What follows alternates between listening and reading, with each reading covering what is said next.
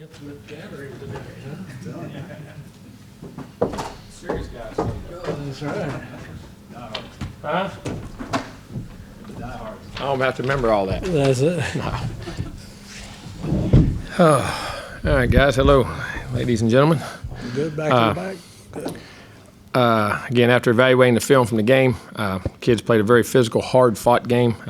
Say South Carolina's a good club. Going over there, anytime you win on the road, it's very tough. I thought kids competed in the game, again, very hard, very physical. Thought controlled tempo of the game for the most part. That's how you have 41 minutes of possession. I mean, we were able to control the tempo of the game, moving the football. On defense, I thought we were really outstanding in the first half.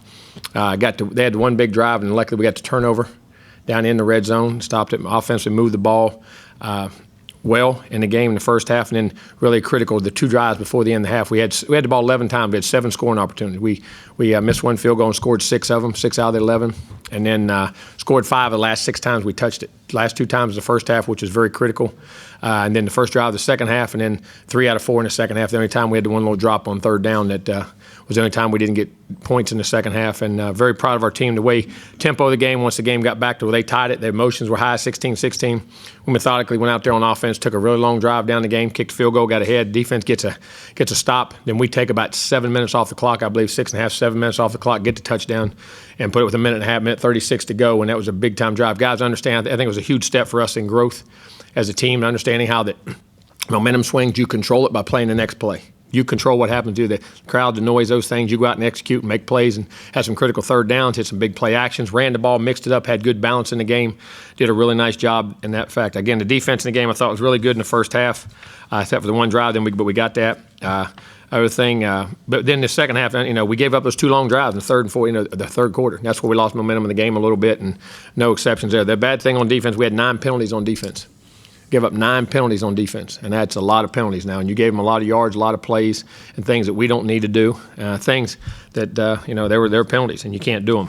And but then we come back and played well that last drive. Once we got back ahead, got the 3 and out, got our poise back, and made plays when we had to. So there's a lot of areas there, and they had some drop balls that actually benefited us at times too. So I mean, they had some opportunities. So there was a lot to work on there. But again, defense against the run, I thought was very physical, very good. Got some sacks early. Wish we could have got a little more pressure at the end of the game in those 2-minute situations. Had a sack, but unfortunately had a hands to the face and had that penalty, because that would have really changed the game at midfield. They'd had to use another timeout the whole gamut there, and been back in. I've been second and long or third and long. I can't remember which it was. Special teams, I thought Braden continued to kick the ball great. I wasn't as happy with our coverage this time. We had a couple undisciplined things. We took shots where we should have corralled the ball and allowed the ball to get out. Shouldn't have. And got a little selfish there in our decision-making, and then you want to make a play, but then that gave up the return. Luckily, Braden made a great tackle and we got the turnover, but otherwise he kicked the ball outstanding in the game. His kickoffs were great, and our kickoff coverage was tremendous. When they did bring it out, I think both with 13 and 18 we tackled them at. Didn't get to the 25, so we're outstanding in that. I thought the field goal, we hit 4 out of 5, but we can't miss one. I mean, it was outstanding. I thought he came back and rebounded very well for, where he was, but still that was a 42-yard field goal. That keeps your 3-score games all that way up through there too. So we got to make all those field goals. You got to capitalize on those. Again, we want to score touchdowns, but at the same time we got to make them. I thought the punt return, we had a chance for one, and we got a block in the back. We had one return down there and got a penalty on that, got us backed up, and that's when we took the 97-yard drive I'll talk about in a minute, and went down the field. So in that regard, we got to get a little better. Onside kick, we did a good job at the end, handling that situation, didn't touch the ball, let it 10 yards, make good decisions there. We work on that every day, the decisions, the angles, who's getting it, how it works, and we work on that weekly, and that was a very big critical part of the game too. So in that regard, we did a really good job. Snaps were great, as always. So offensively, again, thought we controlled the tempo of the game. Thought we ran the football, and we're just inching. We missed 2 back blocks down the red zone. I think it caught just, if we make the cutoff blocks on the backside, and we have them actually go back door on us, balls are out to score, and we're down there. So, we got to clean that up, but kept running the football, and I thought at the end of the game it paid off at the time of possession. We were able to physically run it when we had to do it at the end in those critical situations and be able to punch it in, and that drive, keep good balance those last 2 or 3 drives in the game, being physical. Had some pass protection issues at the beginning. One was a miscommunication. One was a late snap. Didn't hear the snap. The clock was running down. He didn't hear us call the snap count real quick and got off the ball late, cost us there, but Thought we threw the ball extremely well in the game. Thought Kellen was outstanding, making decisions, hitting third and fourth guys, backside receivers, one-on-one. I think he distributed the ball across evenly. I mean, Hez caught balls, Buck caught balls. Of course, Courtney was outstanding in the game, and with his yak yards and running routes, and did a great job. And of course, Jace was outstanding too. So I mean, he hit the middle of the field, he hit the outsides, he made great decisions. We got some ball with the backs inside. As I say, Travion, I thought, ran pretty well in the game, and I thought Jay Sean's given us a lot too, catching balls out of the backfield. He's really emerging as a player for us, doing a great job.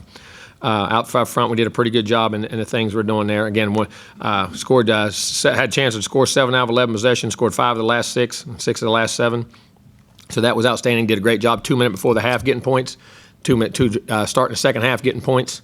Again, you want touchdowns in those, but at the same time, he's still getting points and controlling the clock, and that all had to wear and tear at the end. But again, tempo of the game, proud of our team, making a lot of progress. And the very encouraging thing is I am very encouraged. I love what the tempo they're going. We're getting better each week in a lot of little things, how to handle pressure, how to handle on the road, momentum of the game, capitalizing on things a lot better. And the other thing, we didn't have any turnovers. Created 2 turnovers and didn't have a turnover on offense on the road. You don't have a turnover on the road. That's very critical. I thought we did a great job of that in the game. So, but very encouraged, but also not satisfied because there's still a lot of room for improvement. That's the encouraging thing. You're not maximizing out, and you got room to keep improving. That's the key, to keep getting better each week and keep taking steps, and that's what we'll do this week. This week will basically be, we'll practice today, tomorrow, and Thursday.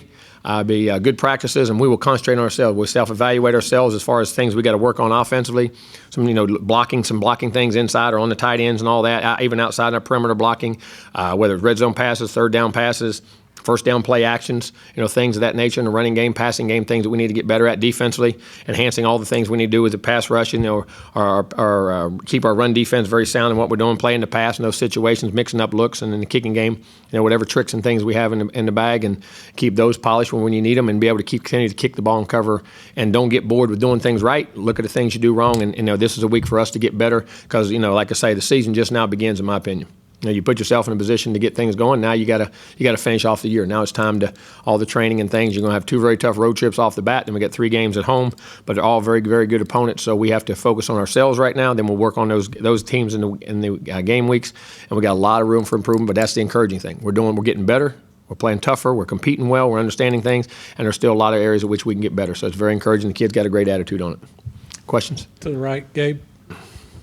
And Jimbo, if teams are going to do like Muschamp wanted to do, and that's load up to stop your run, how important was it for Kellen to put a game like that on tape? That if you do that, then I can. Well, it was very much like Clemson did at times. We've been throwing the ball very efficiently. We've just been able to keep balance and picking and choosing. And he's checking us in and out of things and getting us there. So we're getting to the looks which we need and how we need to do it. So I thought it was very important that he really made great decisions from the pocket and was extremely accurate.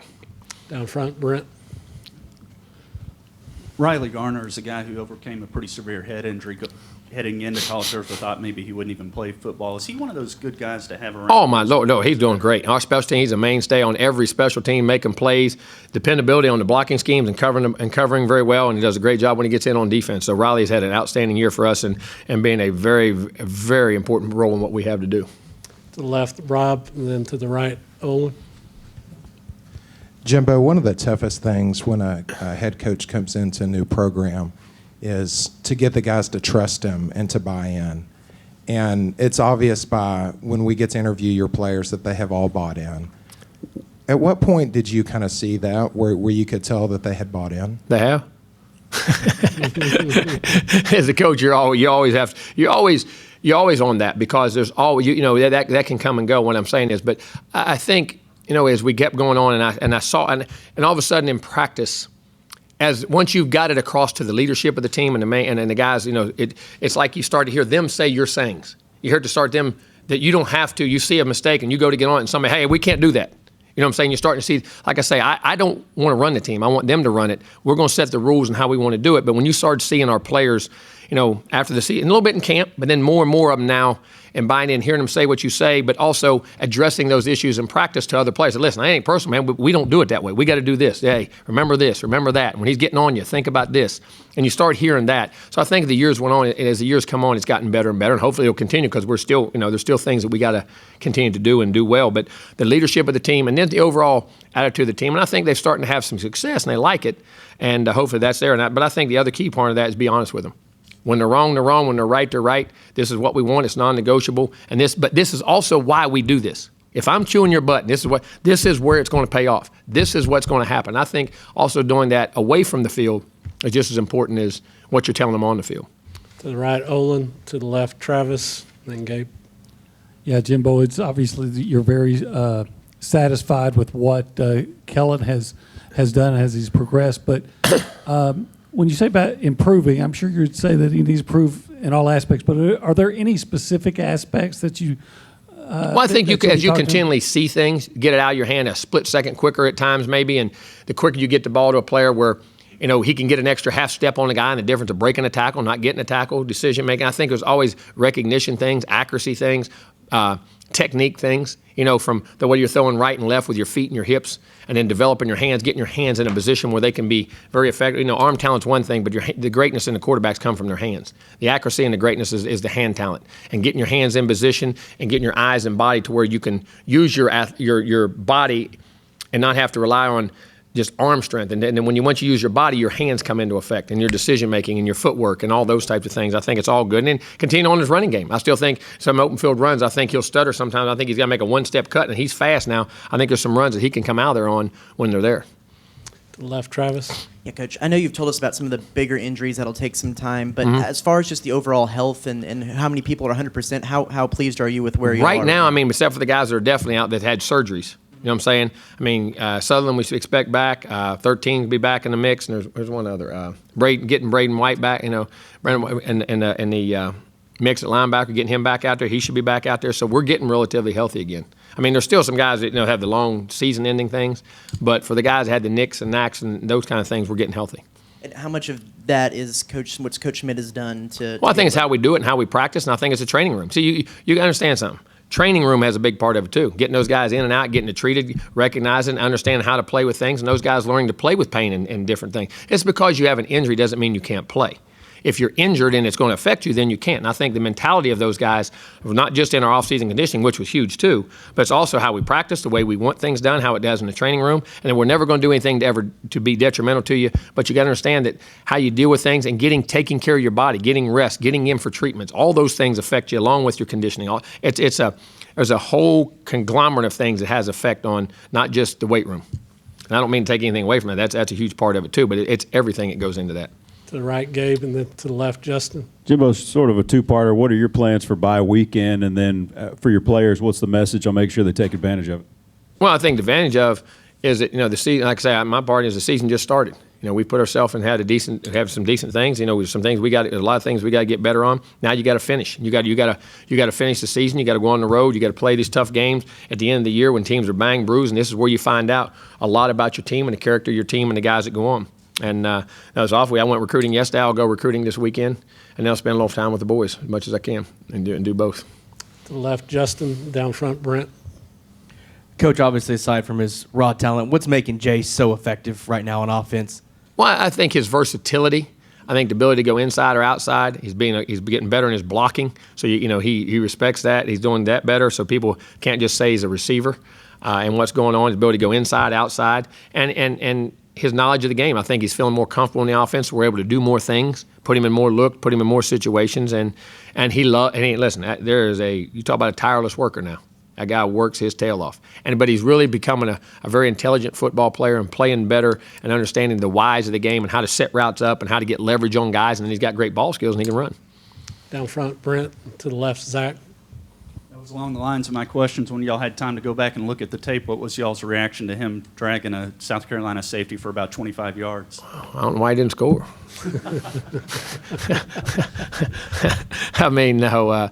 Just again, that's where the tight ends, and I say that you see it in the NFL every day. Those are your mismatch guys. If you put guys that can run with them, they got to tackle them. And you're talking about a 190-pound guy on a 245-pound guy. If you was in boxing or wrestling, you wouldn't even be in the same ring together. You know what I'm saying? That's what makes football very unique. And creating mismatch size matters. But then there's special little guys, but being able to get him there, and I think that's it. And they put a guy that can run with him, but then once he gets to skill level, then it becomes a physical level. And you got to get him on the ground. That's a big deal, and that's a heck of a play. He did it. He broke a tackle on the slant late. He gets a lot of yak yards. He's a really good runner with the ball. He's strong. That's what I was going to ask about. He looks By looking at him, he looks long and lean. Is his strength? Oh, he's very. surprising? I mean, you don't run that fast just because you're long and lean. You guys, those guys that jump, run, they're twitchy. Man, they're explosive, and the explosion is power. Just because a guy don't walk around with giant arms doesn't mean he's not strong. And I say that because those guys are so athletic they can run, jump, and all that. There's explosion power, and that body at 245 pounds can stick his foot in the ground, accelerate, and go in one direction. Their body has functional movement. Their joints line up, so they have power. It's not just weight room power. And that creates leverage, and they know how to bend and do that, and that's what it is. Left Zach, and then to the right, Olin. Jimbo, with the times struggling to cross the goal line in the red zone, at least in that first half against South Carolina, and different times during. We had once, I think, in the first, with the last drive, right? Yeah, the last drive we didn't get a second yeah. half, yeah. But is that more a testament to the defenses you guys have faced, or is No, that not necessarily. It's a little bit of both, and it's hard to get in there at times. And like I said, we missed a block, cut off blocks on the backside once, and had a missed block on the goal line down there. We're going to walk in, and just got to keep getting better at it. But I'm happy that we're moving it, and we're scoring. Had a chance to score 7 out of 11 drives, and we scored 6 out of 11, and keep going. We got 2 critical touchdowns when we had. Like to had one right there at the. In the first half, beginning of the second half is where we didn't score the touchdowns. And we had it the first half for sure. And the second half, we missed a block on first down that got us behind the chains. And that was it. But like I say, you got to execute. When you have long drives, that's the thing. When you take time off the clock. When you're talking about 8, 9, 10, 11 play drives, to say you're perfect on all those, that's challenging too. I mean, at the same time. So we just got to learn to say, one of those, don't have one little play that gets you behind the chains and keep going. But I'm very encouraged about it because we're moving the football well. And we understand, and it's not anything schematically, and it's not anything really physically, just sometimes some technique and little things we just got to get cleaned up on certain plays. Right side, Olin. Jimbo, your thoughts on the secondary with 2 weeks to get ready for the next game? Could y'all do anything different there? And is Chapman a possibility? Well, we just wait until his health. It all depends. It depends on his health. And we'll always have schemes, and we change things weekly.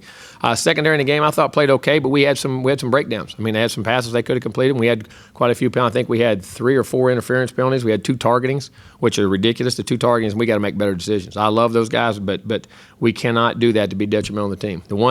The first one's not bad, but theoretically that's targeting. I mean, what you did is targeting. And the second one, Dono, we got to make it better. We got, again, landmarks, where you hit, where your head is, all those type of things got to get better.